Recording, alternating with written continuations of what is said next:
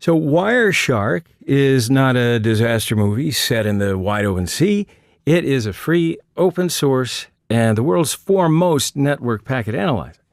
And it is the de facto standard across system and network administrators. With a graphical user interface, Wireshark has the ability to listen and record traffic, as well as advanced filtering and reviewing options. So I'm going to visit a HTTP website first, then an HTTPS website. Let's go to Kali and run Wireshark. You can open a terminal screen and type Wireshark to start it. So these are the network interfaces that Wireshark is able to listen to. Let me open another terminal screen and run the ifconfig command to see the network interfaces. So as you know, ifconfig stands for network interface configuration. So if we use the command without any parameter, it'll list all the interfaces available. We have eth0 as a network interface to listen to. So now I'll turn back to Wireshark and double-click eth0 to select it. Now Wireshark starts to listen to the Ethernet interface of Kali. And to create some traffic, I'll open a web browser and just visit an arbitrary website.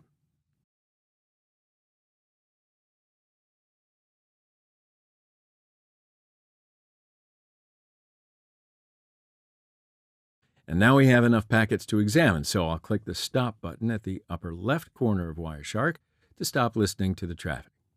So first, we have some DNS packets to find out the IP address of the visited site. We'll look at these kinds of packets soon, but right now let's just have a brief look. So a DNS query for the IP version 4, another DNS query for IP version 6, don't worry about the versions right now. We'll cover them soon, I promise. These DNS queries are transferred as UDP packets in transport layer. The destination port is 53. This is the IP packet with the source and the destination IP addresses. So we'll go through the layers one by one, and we'll see all these packets, datagrams, and frames in detail. So we'll keep going. This is the structure of the Ethernet frame. First, there are two DNS queries for www.hackeracademy.uk. One for the IPv4 address, and the other one is for the IPv6 address. And because the website is redirected to hackeracademy.uk, there are two more DNS requests for this address. Next, DNS packets are the DNS query responses. This response is type A. That means it's an answer for the IPv4 request. And here's the answer, the IP address of the website. Now, DNS response packet uses UDP at the transport layer, IP at the network layer, etc.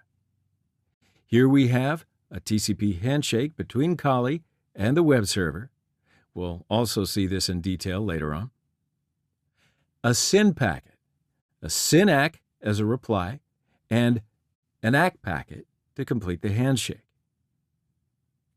This is an HTTP GET request. We learned the IP address of the website, and now the system is ready to receive the web page. HTTP protocol and application layer.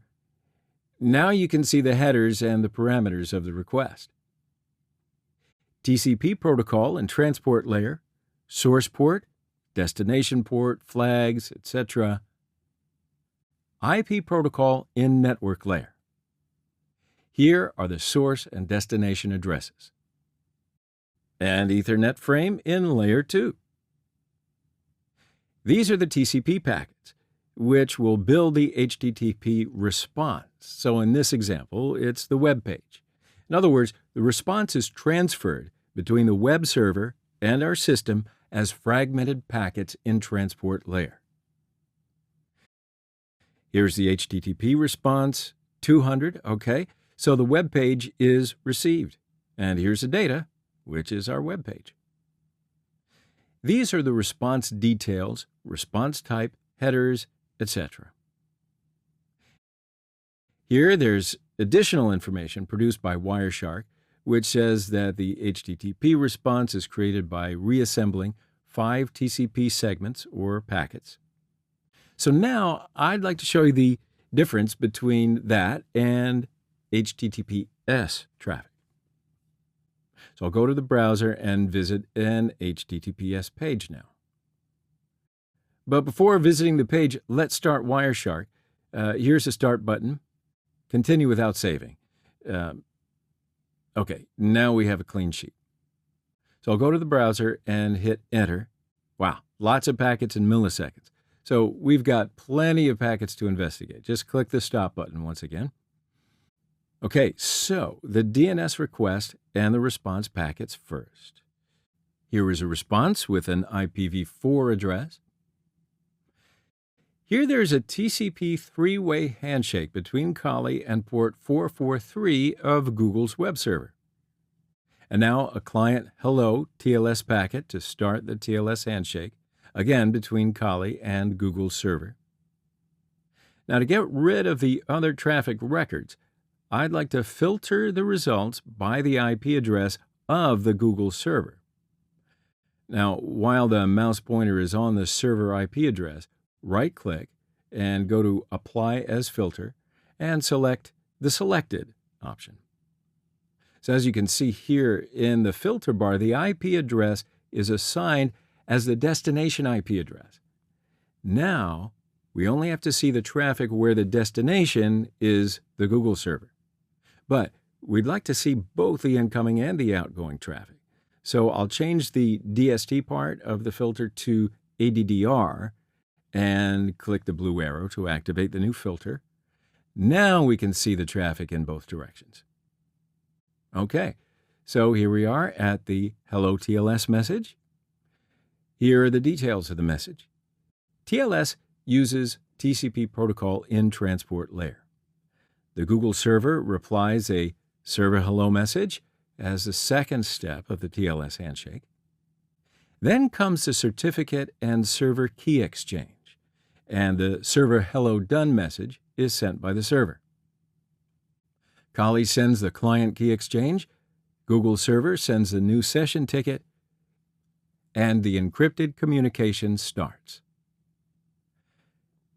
Here is some encrypted application data, which is meaningless for others who listen to the traffic. And as you can see here, the message is encrypted at the application layer, so you can still see the source and the destination addresses, the ports, etc. This is how an IPv4 packet is seen on Wireshark. So it's a DNS query response. The fields we mentioned are seen pretty clearly. Version is 4. Header length is 5 words, which means no options field. Total length is 96 bytes. MF and DF flags are not set. And you can see the source and the destination addresses and all the rest.